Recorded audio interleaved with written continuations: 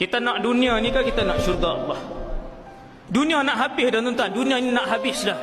Peganglah Al-Quran, berzikirlah kepada Allah, banyakkanlah bersedekah, jagalah solat 5 waktu supaya kita dapat redha, kemudian kita mendapat syurga. Kita duduk di dunia, kita akan mati, tetapi di syurga tidak mati selama-lamanya. Kita hidup di dunia, kita sakit tuan-tuan. Sakit tuan-tuan, sakit.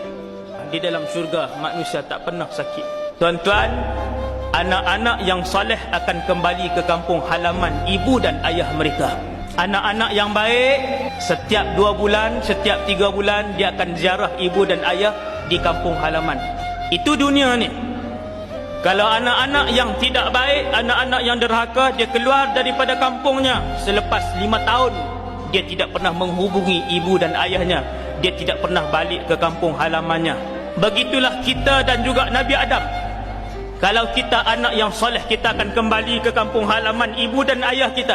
Betul tuan-tuan? Kampung halaman ibu dan ayah kita adalah syurga. Ini bukan tempat kita. Bumi ini bukan tempat kita. Neraka juga bukan tempat kita.